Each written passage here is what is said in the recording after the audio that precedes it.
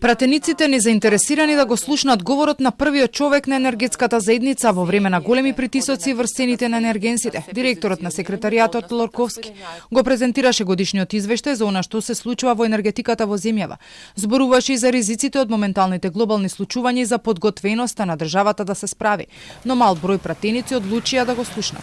Откако соопшти дека половично имплементирано европското законодавство, на прашање дали има сценарија за овие воени кризи за наредните 6 месеци, како би се одвивали и како би влијаеле на регионот, Лорковски кажа дека она што е поразлично од руско-украинскиот конфликт е тоа што сега не станува збор за безбедно снабдување со енергенси, туку за висината на нивната цена. Европа е погодена, меѓутоа е погодена од зголемувањето на цените на глобалниот пазар и ова е нешто што е различно од претходните кризи што ги гледавме во 2022 и 2021 година, кога всушност Европа и Европската Унија беа предмет на цел на акции од надворешен снабдувач кој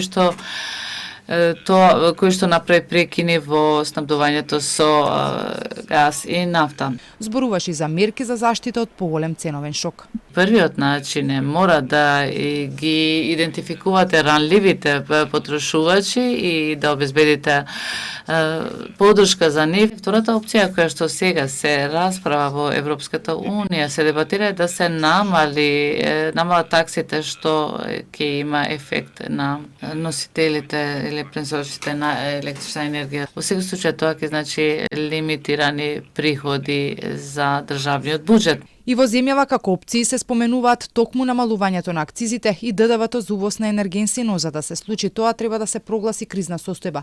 Во понеделникот горивата поскапја, дизелот за над 14 денари, но македонските власти сметаат дека за сега нема потреба од мерки за превенција.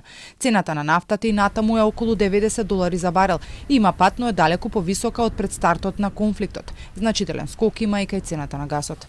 Од енергетската заедница сметаат дека земјава нема добро разработен план за безбедно снабдување со електрична енергија во случај на криза, додека во делот на гасот и нафтените резерви состојбата е подобра. Соопшти дека секретаријатот одблиску ќе го следи изборот на нов претседател на регулаторната комисија за енергетика. Во собранието овој пат немаше представници од РК, иако вообичаено присуствуваат на презентацијата на извештајот.